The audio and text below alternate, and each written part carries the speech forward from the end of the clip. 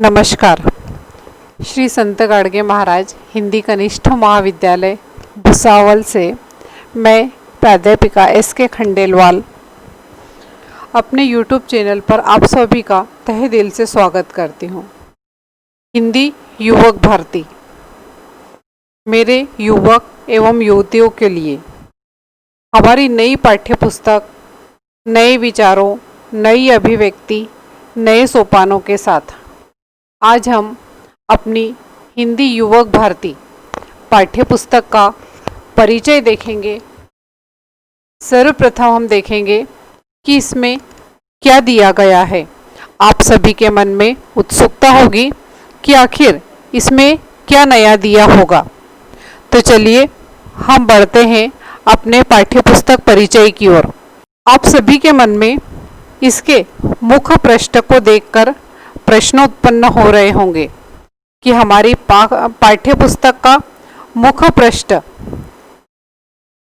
इतना सुंदर है, इसमें ये जो बताया गया है तो इन सब का क्या मतलब हो सकता है, क्या अर्थ हो सकता है। हमारी पाठ्यपुस्तक का जो मुख्य पृष्ठ है यह हमारे पाठ्यपुस्तक की प्रस्तावना कर देता है। आप सभी हिंदी भाषा से परिचित है। अक्सर विद्यार्थियों को भाषा के प्रति रुचि नहीं होती। आप सभी हमारी हिंदी भाषा से परिचित है। अक्सर विद्यार्थियों को भाषा के प्रति रुचि नहीं होती। उन्हें लगता है कि भाषा सीखकर क्या होगा, कोई यह रोजगार का माध्यम थोड़े ही बन सकती है। पर आज हम डिजिटल युग में 21वीं सदी में आ गए हैं। आप सभी को पढ़ाने का माध्यम भी अब डिजिटल हो गया है। शायद यही समय की मांग भी है। शायद यही समय की मांग भी है और यही हमारी पाठ्यपुस्तक में भी बताया गया है कि आज के युग की जो मांग है वह किस तरह से हमें पूरी करनी है एवं उसी के साथ किस तरह से हमें आगे बढ़ना है। हमारी पाठ्यपुस्तक की जानकारी देने के साथ साथ मैं आपको यह भी स्पष्ट करना चाहूँगी कि इसमें अंकों का विभाजन किस प्रकार किया गया है। यह भी मैं आपको पाठ्यपुस्तक के मुख्य पृष्ठ और मल पृष्ठ के परिचय के बाद में बताऊंगी। और एक बात और बताना चाहूँगी कि कक्षा 11वीं की तरह ही अब हमारे अभ्यासक्रम से निबंध व पत्र लेखन पूरी तरह से हटा दिए गए हैं। आज हमारे सामने जो पुस्तक है यह पूर्ण रूप से व्यवहारिक है, अर्थात जिसका हम अपने व्यवहार में, अपने रोजगार के लिए जिन माध्यमों का उपयोग कर सकते हैं वही सब हमारी पाठ्यपुस्तक में दिए गए हैं। तो चलिए हम बढ़ते हैं इसके परिचय की ओर। सर्वप्रथम यहाँ पर हमारी पाठ्यपुस्तक हिंदी युवक भारती कक्षा 12वीं यह नाम दिया गया है। उसी के बाद में आप यहाँ पर गोले के अंदर देख रहे हैं कि एक लड़का और एक लड़की पढ़ रहे हैं, अर्थात सब पढ़ेंगे सब बढ़ेंगे। इसी के पश्चात आप यहाँ पर देख रहे हैं कि कुछ पुस्तकों के चित्र अस्पष्ट रूप से दिए गए हैं, अर्थात हमें अपने ज्ञान को बढ़ाना है, उसे धुंधला नहीं होने देना है। और यह तभी संभव है जब हम अनेक पुस्तकों का अध्ययन करें, तभी हम अपने भाषा विषय के ज्ञान को और अधिक व्यापक और अधिक विस्तृत कर सकते हैं। उसके पश्चात आप यहाँ पर देख रहे हैं कि यहाँ पर कुछ साहित्यकारों के चित्र अंकित किए गए हैं, अर्थात हमें उन साहित्यकारों के महान विचारों से, उनकी अलग अलग विधाओं से इस पाठ्यपुस्तक के अंतर्गत परिचित करवाया गया है। उसी के नीचे आप देख रहे हैं कि एक वक्ता अपने विचार व्यक्त कर रहा है एवं कुछ श्रोतागण वहाँ पर बैठकर उसके विचारों को आत्मसात कर रहे हैं, अर्थात सुन रहे हैं। अर्थात यह भी एक बहुत बड़ा गुण है जो हमारी पाठ्यपुस्तक में बताया गया है। उसी के साथ अब यहाँ पर आप देख रहे हैं कि एक लड़की है जो कुछ शोध कार्य कर रही है।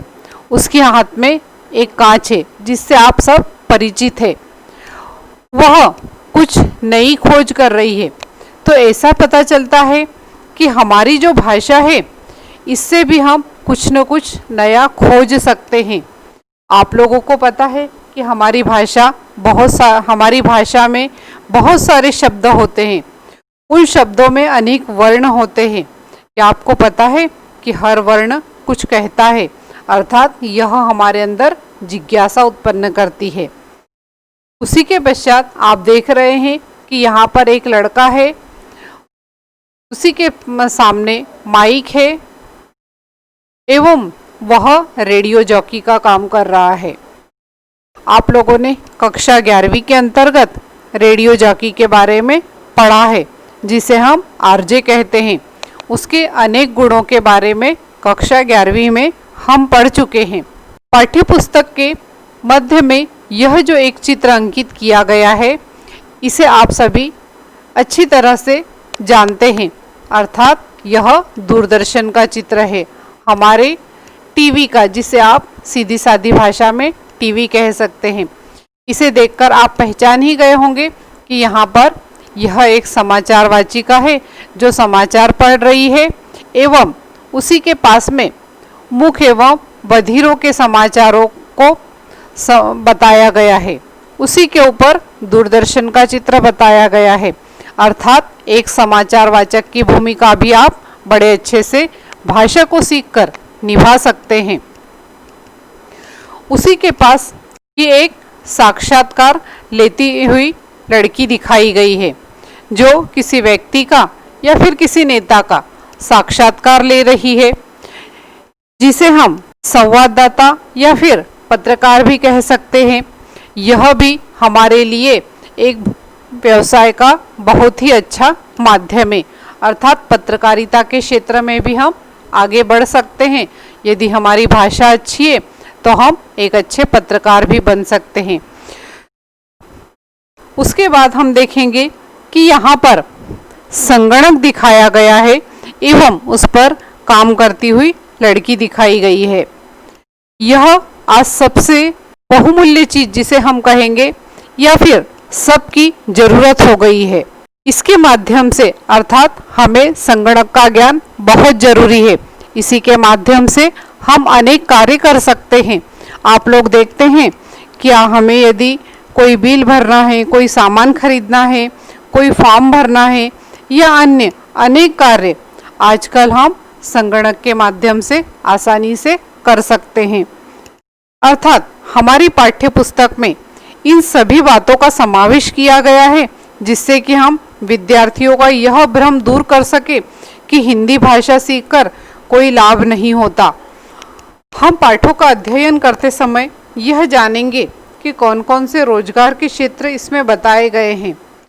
हमारी भाषा पर पकड़ मजबूत होनी चाहिए, शब्दों का भंडार होना चाहिए, स्पष्ट उच्चारण के साथ बोलने की ललक हो तो हिंदी सीखकर भी आप बहुत आगे बढ़ सकते हैं। अर्थात हम अपना सर्वांगीण विकास इस भाषा के माध्यम से कर सकते हैं।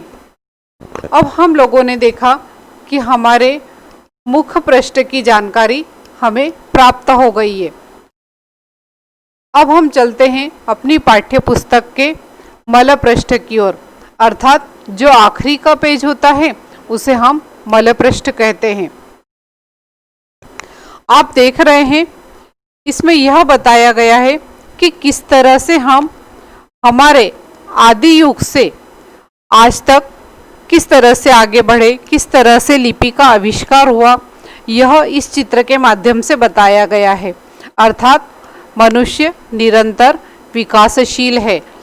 आप लोगों ने सुना है कि आवश्यकता आविष्कार की जननी है। जिस तरह से मनुष्य को आवश्यकता होती है वह नए नए आविष्कार करते जाता है। आप लोग यहाँ पर देख रहे हैं कि सर्वप्रथम मनुष्य शिलालेख पर कार्य करता था, अर्थात वह शिलाओं पर लिखता है। आज भी हमें बहुत सी जगह पर इस तरह से शिलालेख दिखाई देते हैं। धीरे धीरे उसने फिर ताम्रपत्र पर लिखना शुरू कर दिया। उसके पश्चात उसने पेन का उपयोग टंकण का उपयोग और अब तो संगणक का उपयोग करना सीख गया है। संगणक से भी ज़्यादा अब हम लोग देखते हैं कि आप लोगों के हाथ में मोबाइल आ गया है और आप उसी के माध्यम से हर कोई कार्य आसानी से कर सकते हैं।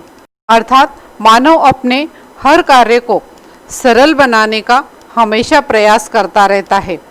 साथ ही अलग अलग भाषाएं यहाँ पर बताई गई हैं। यहाँ पर आप देख रहे हैं कि यहाँ पर सभी अलग अलग भाषाएं बताई गई है। अर्थात हमारे देश में रंग रूप वेश भाषा चाहे अनेक हो, लेकिन फिर भी हिंदी ऐसी भाषा है जो सभी जगह आसानी से बोली जाती है, समझी जाती है। आपको यदि इन सभी भाषाओं का ज्ञान है तो आप एक अनुवादक की भी भूमिका आसानी से निभा सकते हैं। अब आप सभी मुख पृष्ठ व मूल पृष्ठ से परिचित हो गए हैं। मैं आप लोगों से एक बात बताना चाहूँगी कि हमारी पाठ्य पुस्तक में रोजगार के अनेक माध्यम बताए गए हैं। विद्यार्थियों का यह भ्रम दूर किया गया है कि हम हिंदी भाषा सीखकर आगे नहीं बढ़ सकते, अर्थात जीवन में हम कुछ कर नहीं सकते। 2 लाइनों के द्वारा आपको परिचय देना चाहूँगी। पाथे है प्रवास में परिचय का सूत्र है, पाथे है प्रवास में परिचय का सूत्र है, मैत्री को जोड़ने की साकल है ये हिंदी, पढ़ने व पढ़ाने में सहज है ये सुगम है, साहित्य का असीम सागर है ये हिंदी, साहित्य का असीम सागर है हिंदी। अब हम अपनी पाठ्यपुस्तक में दी गई अनेक विधाओं की ओर बढ़ेंगे। मैंने आप लोगों से पहले ही बताया कि इसका अंक विभाजन भी किस तरह किया गया है, यह भी मैं संक्षेप में इसमें आपको बताना चाहूँगी। गद्य विभाग, इसमें कुल 6 पाठ लिए गए हैं, जिसमें अनेक विधाओं को इसमें लिया गया है, जिसमें है संस्मरण, कहानी, निबंध, पत्र, लेख, अनुदित साहित्य। इन अनेक विधाओं को इसमें समाहित किया गया है और यह हमारे पाठ्यपुस्तक में या हमारी प्रश्न पत्रिका में 20 अंक के लिए होगा। उसी के साथ अब हम आगे बढ़ते हैं पद्य विभाग की ओर। पद्य विभाग में भी आप लोग देख रहे होंगे कि इसमें भी हमारी पुरानी विधाओं से लेकर आज के युग तक की, अर्थात शेरो शायरी तक की विधाओं का समावेश इसमें किया गया है। इसमें एक नई विधा आई है, चतुष्पदी। उसी के साथ में पुरानी विधा जिसे हम कहेंगे वह है दोहा, पद। उसी के साथ साथ नई कविता एवं अनेक भाषाओं से हमें अवगत कराने के लिए इसमें लोकगीतों का भी समावेश किया गया है। अर्थात हमारा पद्य विभाग भी कुल मिलाकर 20 अंक का होगा एवं इसमें हमें नई नई बातें सीखने के लिए मिलेगी। बल्कि मैं तो ये कहूँगी कि इसमें जो कविताएं दी गई है या जो दोहे दिए गए हैं, यह आप सभी को पढ़ते समय आनंद की अनुभूति निश्चय ही कराएंगे एवं उसके साथ साथ में आपके ज्ञान में भी वृद्धि होगी। उसी के पश्चात इसमें दिया गया है विशेष अध्ययन।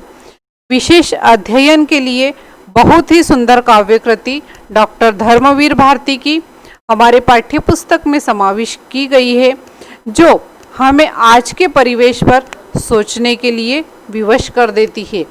यह हमारे हमारी प्रश्न पत्रिका में 10 अंक के लिए समाहित की गई है।